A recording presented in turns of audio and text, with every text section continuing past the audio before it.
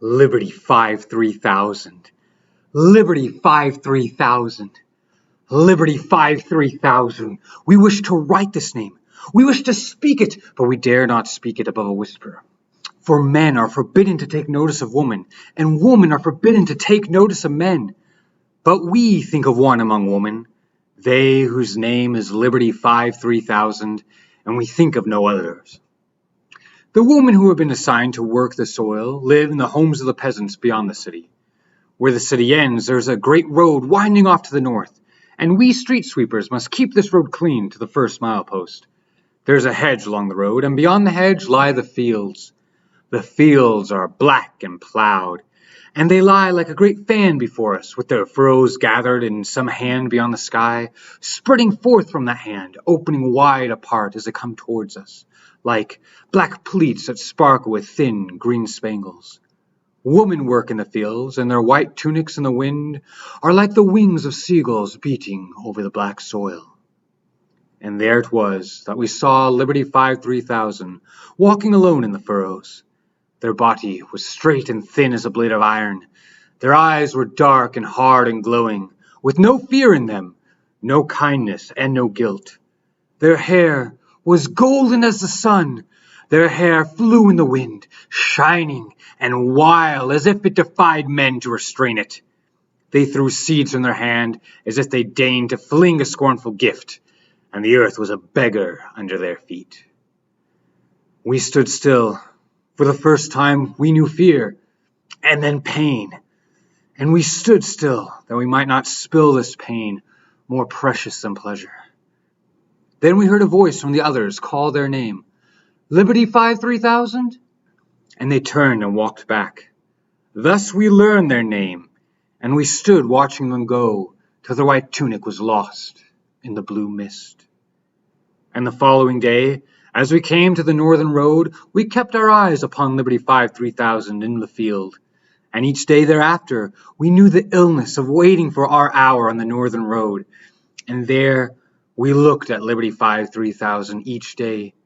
We know not whether they looked at us also, but we think they did. Then, one day they came close to the hedge, and suddenly they turned to us.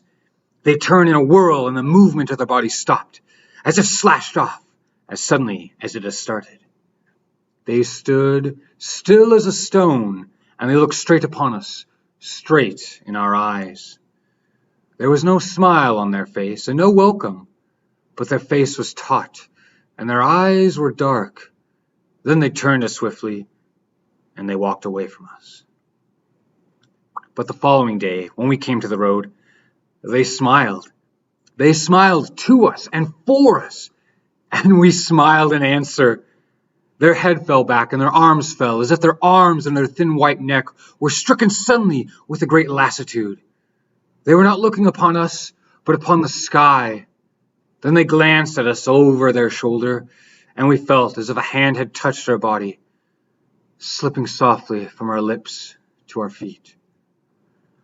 Every morning thereafter, we greeted each other with our eyes. We dared not speak. It is a transgression to speak to men of other trades, save in groups at the social meetings. But once, standing at the hedge, we raised our hand to our forehead and then moved it slowly, palm down, toward Liberty 5-3000. Had the others seen it, they could have guessed nothing, for it looked only as if we were shading our eyes from the sun. But Liberty 5-3000 saw it and understood. They raised their hand to their forehead and moved it as we had. Thus, each day we greet Liberty 5-3000, and they answer, and no men can suspect. We do not wonder at this new sin of ours. It is our second transgression of preference, for we do not think of all our brothers as we must, but only of one, and their name is Liberty 5-3000. We do not know why we think of them. We do not know why, when we think of them, we feel of a sudden that the earth is good and that it is not a burden to live. We do not think of them as Liberty 5-3000 any longer. We have given them a name in our thoughts. We call them the Golden One. But it is a sin to give men other names which distinguish them from other men. Yet we call them the Golden One, for they are not like the others. The golden one are not like the others. And we take no heed of the law which says that men may not think of woman, save at the time of mating. This is the time each spring when all the men older than 20 and all the women older than 18 are sent for one night to the city palace of mating, and each of the men have one of the women assigned to them by the Council of Eugenics. Children are born each winter, but women never see their children, and children never know their parents. Twice have we been sent to the palace of mating, but it is an ugly and shameful matter of which we do not like to think. We had broken so many laws, and today we have broken one more. Today we spoke to the golden one. The other women were far off in the field when we stopped at the hedge by the side of the road. The golden one were kneeling alone at the moat which runs through the field, and the drops of water falling from their hands as they raised the water to their lips were like sparks of fire in the sun. Then the golden one saw us, and they did not move, kneeling there, looking at us, and circles of light played upon their white tunic from the sun on the water of the moat, and one sparkling drop fell from a finger of their hand, held as frozen in the air. Then the golden one rose and walked to the hedge, as if they heard a command in our eyes. The two other street sweepers of our brigade were 100 paces away down the road, and we thought that International 48818 would not betray us, and Union 53992 would not understand. So we looked straight upon the golden one, and we saw the shadows of their lashes on their white cheeks, and the sparks of sun on their lips. And we said, "You are beautiful, Liberty 53000. Their face did not move, and they did not divert their eyes.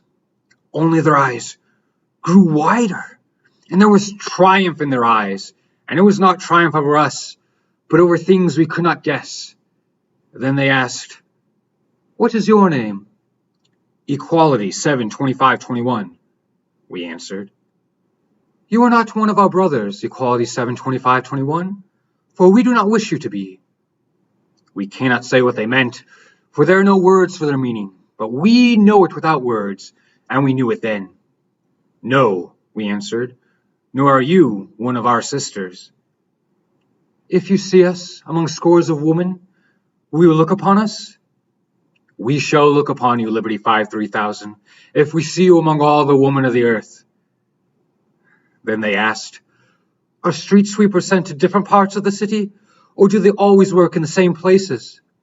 "They always work in the same places," we answered, "and no one will take this road away from us." "Your eyes," they said, "are not like the eyes of any among men." And suddenly, without cause for the thought which came to us, we felt cold to our stomach.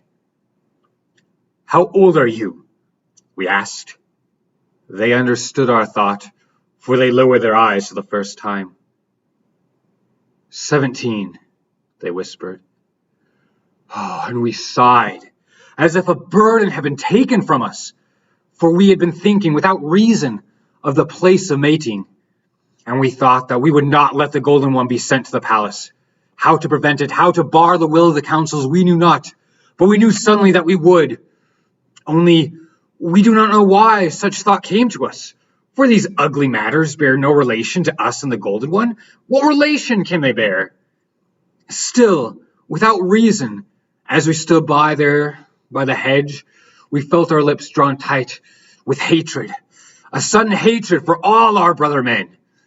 And the golden one saw it and smiled slowly, and there was in their smile the first sadness we had seen in them. We think that in the wisdom of woman, the golden one had understood more than we can understand. Then 3 of the sisters in the field appeared, coming toward the road, so the golden one walked away from us. They took the bag of seeds, and they threw the seeds into the furrows of earth as they walked along. But the seeds flew wildly, for the hand of the golden one was trembling. Yet, as we walked back to the home of the street sweepers, we felt that we wanted to sing without reason. So we were reprimanded tonight in the dining hall, for without knowing it, we had begun to sing aloud some tune which we had never heard. But it is not proper to sing without reason, save at the social meetings. We are singing because we are happy, we answered to one of the home council who reprimanded us. Indeed you are happy, they answered. How else can men be when they live for their brothers? And now, sitting here in our tunnel, we wonder about these words. It is forbidden not to be happy, for as it has been explained to us, men are free and the earth belongs to them, and all things on earth belong to all men, and the will of all men together is good for all, and so all men must be happy. Yet, as we stand at night in the great hall, removing our garments for sleep, we look upon our brothers and we wonder. The heads of our brothers are bowed, the eyes of our brothers are dull, and never do they look one another in the eyes. The shoulders of our brothers are hunched, and their muscles are drawn as if their bodies were shrinking and wished to shrink out of sight. And a word steals into our mind as we look upon our brothers, and that word is fear. There is fear hanging in the air of the sleeping halls and in the air of the streets. Fear walks through the city. Fear without name, without shape. All men feel it, and none dare to speak. We feel it also when we are in the home of the street sweepers. But here, in our tunnel, we feel it no longer. The air is pure under the ground. There's no odor of men. And these 3 hours give us strength for our hours above the ground. Our bodies betraying us, for the council of the home looks with suspicion upon us. It is not good to feel too much joy, nor to be glad that our body lives. For we matter not, and it must not matter to us whether we live or die, which is to be as our brothers will it. But we, Equality 7:25-21, are glad to be living. If this is a vice, then we wish no virtue. Yet our brothers are not like us. All is not well with our brothers. There are Fraternity 2:55-03, a quiet boy with wise, kind eyes, who cry suddenly, without reason, in the midst of day or night, and their body shakes with sobs so they cannot explain. There are Solidarity 9:63-47, who are a bright youth, without fear in the day, but they scream in their sleep, and they scream, help us, help us, help us, into the night, in a voice which chills our bones. But the doctors cannot cure Solidarity 9:63-47. And as we all undress at night in the dim light of candles, our brothers are silent, for they dare not speak the thoughts of their minds. For all must agree with all, and they cannot know if their thoughts are the thoughts of all, and so they fear to speak. And they are glad when the candles are blown for the night. But we, Equality 7:25-21, look through the window upon the sky, and there is peace in the sky, and cleanliness, and dignity. And beyond the city there lies the plain, and beyond the plain, black upon the black sky, there lies the uncharted forest. We do not wish to look upon the uncharted forest. We do not wish to think of it. But ever do our eyes return to that black patch upon the sky. Men never enter the uncharted forest, for there is no power to explore it, and no path to lead among its ancient trees which stand as guards of fearful secrets. It is whispered that once or twice in 100 years, one among the men of the city escape alone and run into the uncharted forest, without call or reason. These men do not return. They perish from hunger and from the claws of the wild beasts which roam the forest. But our councils say this is only a legend. We have heard that there are many uncharted forests over the land among the cities, and it is whispered that they have grown over the ruins of many cities of the unmentionable times. The trees have swallowed the ruins, and the bones under the ruins, and all the things which perished. And as we look upon the uncharted forest far in the night, we think of the secrets of the unmentionable times, and we wonder how it came to pass that these secrets were lost to the world. We have heard the legends of the great fighting, in which many men fought on one side and only a few on the other. Those few were the evil ones, and they were conquered. Then great fires raged over the land, and in these fires the evil ones were burned. And the fire, which is called the dawn of the great rebirth, was a script fire where all the scripts of the evil ones were burned, and with them all the words of the evil ones. Great mountains of flame stood in the squares of the cities for 3 months. Then came the great rebirth. The words of the evil ones, the words of the immensurable times. What are the words which we have lost? May the council have mercy upon us. We had no wish to write such a question, and we knew not what we were doing till we had written it. We shall not ask this question, and we shall not think it. We shall not call death upon our head. And yet, there is some word, one single word, which is not in the language of men, but which has been. And this is the unspeakable word, which no man may speak nor hear. But sometimes, and it is rare, sometimes, somewhere, one among men find that word. They find it upon scraps of old manuscripts or cuts into the fragments of ancient stones. But when they speak it, they are put to death. There's no crime punished by death in this world, save this one crime of speaking the unspeakable word. We have seen one of such men burned alive in the square of the city, and it was a sight which has stayed with us through the years, and it haunts us and follows us, and it gives us no rest. We were a child then, 10 years old, and we stood in the great square with all the children and all the men of the city, sent to behold the burning. They brought the transgressor out into the square, and they led him to the pyre. They had torn out the tongue of the transgressor, so they could speak no longer. The transgressor were young and tall. They had hair of gold and eyes blue as morning.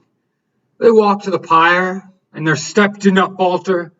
And of all the faces on that square, of all the faces which shrieked and screamed and spat curses upon them, theirs was the calmest and happiest face.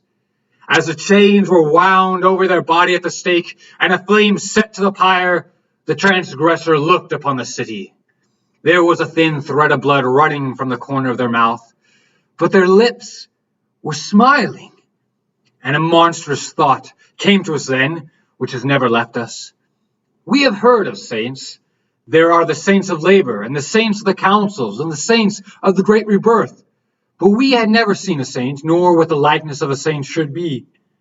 But we thought then, standing in the square, that the likeness of a saint was the face we saw before us in the flames, the face of the transgressor of the unspeakable word.